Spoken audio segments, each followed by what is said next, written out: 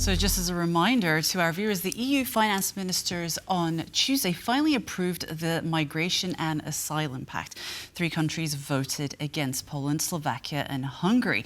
The pact is intended to comprehensively regulate migration issues in the European Union, including issues related to assistance provided to countries under migration pressure. We now welcome Teivo Teivainen, Professor of World Politics at the University of Helsinki. Good afternoon, and thank you very much for joining us at TVP World. Good afternoon. Greetings from Helsinki. So we are dealing with a very controversial issue that has plagued the EU for a long time, something that now this issue has been finally resolved. But we have these 3 countries who have expressed their opinions very clearly, but perhaps it won't actually change anything at all. We have this new pact on migration and asylum, 5 regulations that are supposed to sort out this migration crisis. Can we just get your thoughts on this pact and whether you think that this will actually sort out the issue once and for all?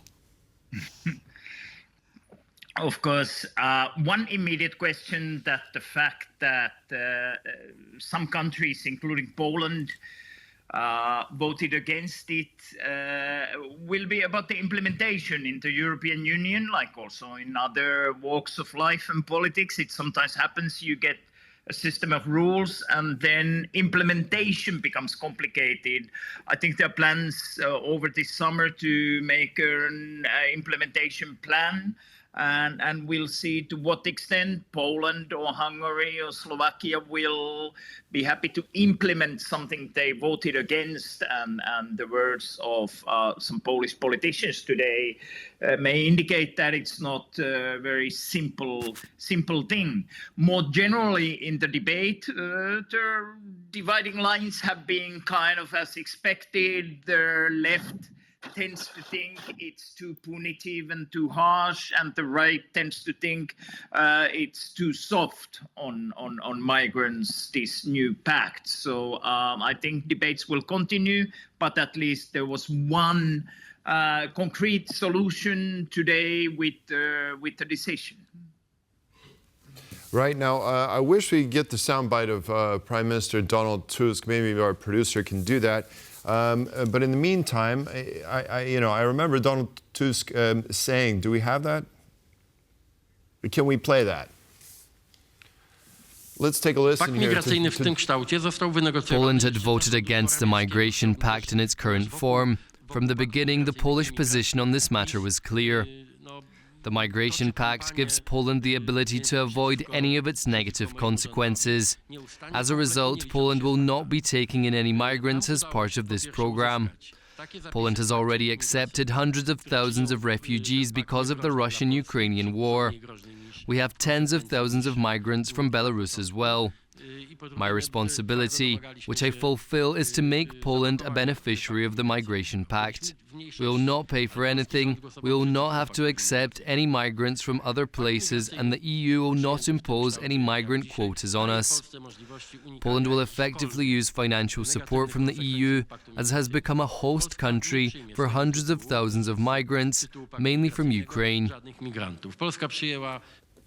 Okay, so let's go for a little truthometer if we can. So is it true that that when Donald Tusk says that he will not pay and the European Union will not impose any financial penalties on Poland, and in fact, Poland will become a net beneficiary of this pact? What are your thoughts? What are your thoughts on that statement?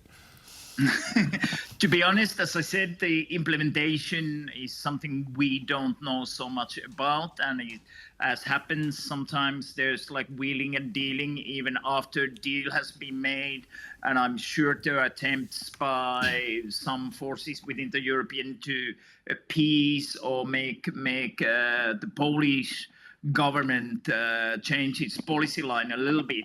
It might be easier, though I don't know, you know more about Polish politics than I do, that this task might be slightly easier than with the Hungarian government, where the line has been a little bit harsher and saying that this pact is an example of more general failures of the European Union. So I think the line of Hungarian government might be more confrontational than the Polish government, but it remains to be seen to what extent Poland can avoid implementing some of the measures put out by this pact. But given that we have the European parliamentary elections coming up and the mood and the tendencies that we see at the moment, which is that of perhaps, should we say, more conservative-leaning votes that are emerging, and then we have the Hungarian presidency that is coming up. We've just had this voted in. Is there any chance that this form of this pact may perhaps be adapted a little bit with everything that will come to a head? Or is this set in stone and there is no going back on this? As we have seen, many deals that seem final reformulated at some point, and the implementation plan, of course, may include elements that might be de facto changing some of the elements of the pact itself, but this remains to be seen. We also have to remember it won't be put in effect until a couple of years from now. And as you rightly point out, much depends, or at least something depends on what will happen in the European Parliament elections. Some people thought that for certain European Union politicians, it was important to get this pact through before the election, so that perhaps it might arguably take some steam off the kind of issues where the far right or extreme right, however we want to characterize those parties and groups that are likely to get some more votes in the coming election. What will happen with them if there's a huge victory for the far right, and especially if the center-right European People's Party decides to make an alliance with ECR or other groups to the right of EPP, then of course the debate on migration will change a little bit, and perhaps they will be able to modify some parts of this deal, either by remaking the deal or just deciding to implement it in certain politically feasible ways in the new context, assuming a big right-wing victory in the European Parliament elections. You mentioned Hungary maybe having a little bit more of a radical approach. How do you think Hungary can resist this bill that I'm sure it's by no means happy with? Well, Hungary, of course, has quite a lot of experience by now in dealing with the European Union in issues where it seems Hungary, at some point it was Hungary and Poland. So now again, Hungary and Poland seem to be on one side of the table, facing arguments and possibly pressure from the European Union to implement certain EU rules.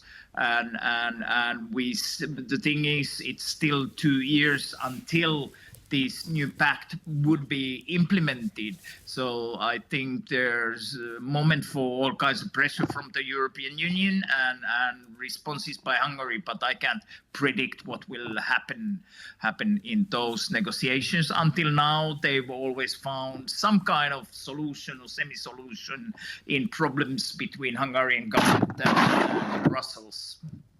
Well, there is the option in the form of this mandatory solidarity, which actually sounds like a little bit of a juxtaposition. We have these three options of relocating either 30,000 migrants or paying 20,000 euros per migrant, and then this financial operational support in the form of aid packages. So we've already seen some of that being implemented with aid packages being sent to Lebanon, if I remember correctly.